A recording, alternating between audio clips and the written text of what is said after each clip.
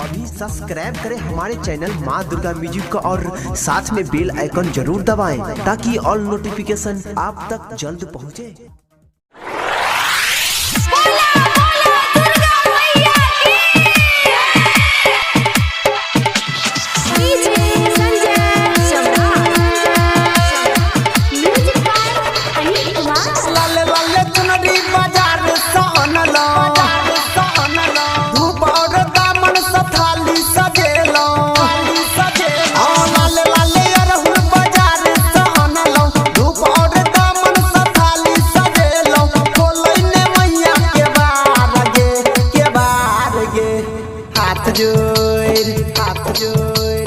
हाथ जोड़ करे छी पुकार गे विनती करे मासिकार गे।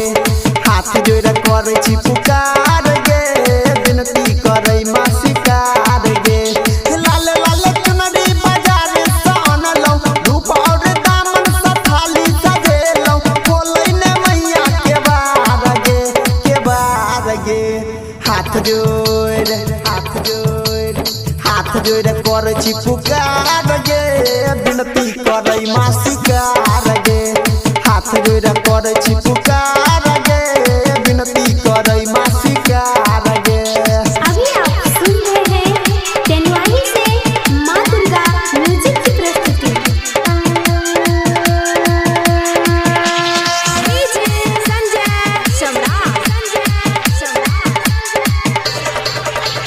सुन ले ना मैया गे हमरो निहोरा बेटा खरा छौ उठा ले ना तोरा। भोरे सब बैसल छी तोरे यसोरा तैयो न किया तरसिएलो तोरा। सुन ले ना मैया गे हमरो निहोरा बेटा खरा छौ उठा ले ना तोरा। भोरे सब बैसल छी तोरे यसोरा तैयो न किया तरसिएलो तोरा।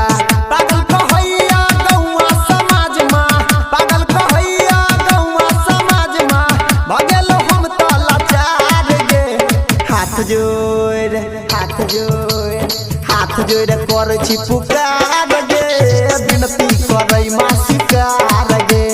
हाथ जोड़ करे छी पुकार गे विनती करे मासिकार गे।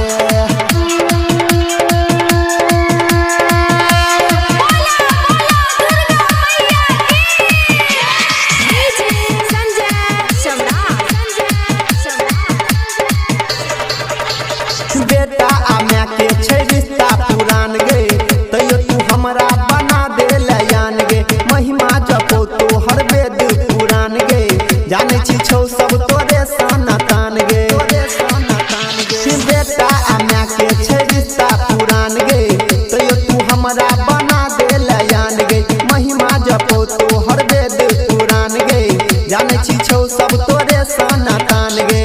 दर्शन में गेला कठोर बन गेला दर्शन में गेला कठोर बन गेला दुख पड़ल छै अपार गे। हाथ जोड़ करे छी पुकार गे विनती करे मासिकार गे। हाथ जोड़ करे छी पुकार गे विनती करे मासिकार गे। अभी आप सुन रहे हैं टेनवाली से माँ दुर्गा म्यूजिक की प्रस्तुति।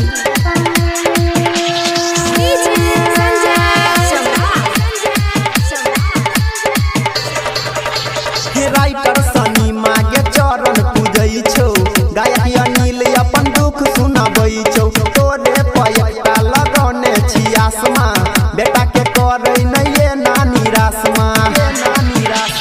राइटर सनी माँ के चरण पूजै छौ गायक अनिल अपन दुख सुनाबै छौ। तोरे पैटा लगेने छी आसमा बेटा के करे नैये नानी रासमा। कमलेश सुनिल कहै छौ मैया कमलेश सुनिल कहै छौ मैया करबे कहिया दुलार गे। हाथ जोड़ करे छी पुकार गे विनती करे मासिकार